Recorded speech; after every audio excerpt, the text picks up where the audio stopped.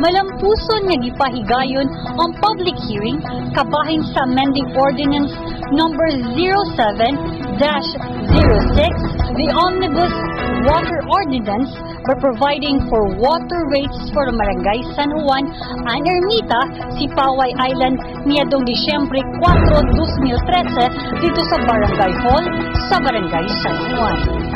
Sila si SP Member Criston Carmona o Engineer Edward Sanchez, Officer in Charge sa City Waterworks Department, moining pasabot kabahin sa mga balayranan sa tubig dito sa isla sa Sipaway.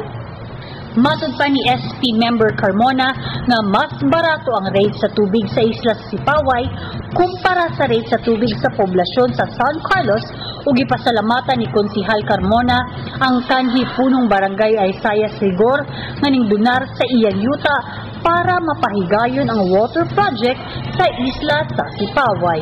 Katarungan hi magstorya anay parte ani mga presyo o pamaagi sa balaod kay butang nato kanilon sa Barangay San Juan o Barangay Ermita. Naani nga subangan ninyo ron para mamati sa unsay inyong gusto, unsay inyong obserbasyon na angay ibutang nato gani.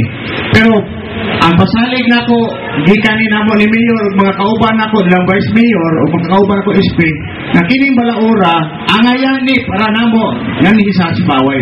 Pero walay lain nga makatan-aw jud maayo na kundi kamo nga namuyo man ni. Ang mga balayranan sa tubig para sa Barangay San Juan o Ermita sa meter size 1/2 ang kadakon sa tubo, ang mabayran 25 pesos gikan sa 10 cubic meter hangtod 51 cubic meter pataas.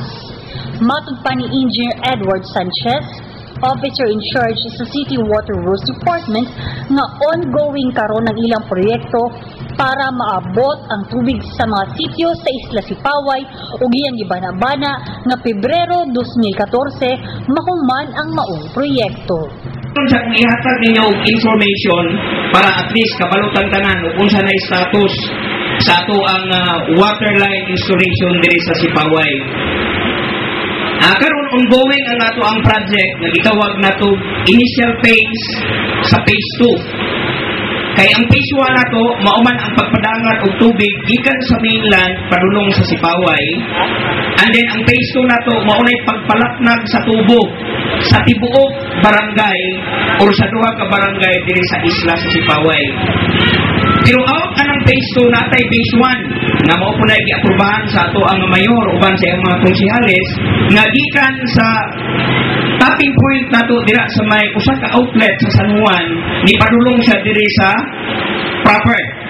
Ang ato agyong uplanan sa atong phase 1 sa project diri gid somewhere sa Barangay Hall and then part sa Ermita na sa ka Budoy Ward. So muna initial phase nga atong gitan-aw kana nga mahuman Pebrero sunod tuig mahuman, ha?